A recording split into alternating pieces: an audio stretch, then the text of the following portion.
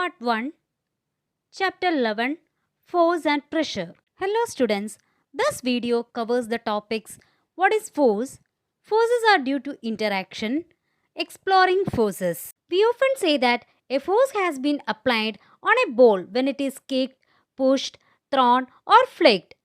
Then what is a force? What can it do to bodies on which it is applied? Or what happens when a force is applied to an object? We shall seek answers to such questions in this chapter. While pushing, pulling, lifting, or hitting anything, we are actually changing the motion of an object. This change in motion requires force. So, we can say that a push or a pull on an object resulting in its motion is called a force. To move an object from its original position to a new position, a certain amount of displacement in the original position is required. It happens by pushing or pulling of an object. Thus, we can say that the motion imparted to objects was due to the action of a force. Forces are due to interactions. Interaction of one object with another object results in force between two objects.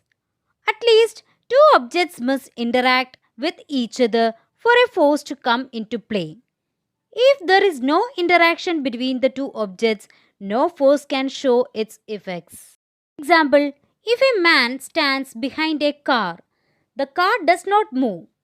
If he pushes the car, he applies force and the car begins to move in the direction of the applied force. Have you ever seen a game of tug of war? In the game of tug of war, two teams try to pull each other towards themselves. In other words, they apply forces in opposite directions. The game is won by the team which applies more force in the direction. Thus, the net resultant force is in that direction. But sometimes the rope simply does not move because the two teams pull at it with equal force but in the opposite direction. This tells us about the important property of force.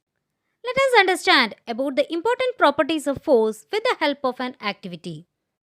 What will happen if two people apply force in the same direction on the box? You will observe the box moves in the direction of applied force. We can conclude that if two same forces are applied in the same direction, then the forces add up to give the net force. That's why they are able to push the box easily. What will happen if two people apply the force in the opposite direction on the box? There are two possibilities.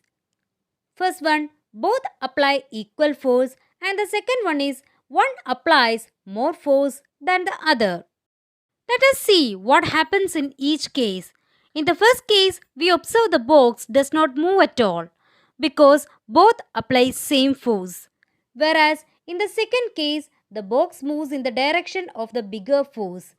In this case, we conclude that the net or resultant force is equal to the difference between the two forces.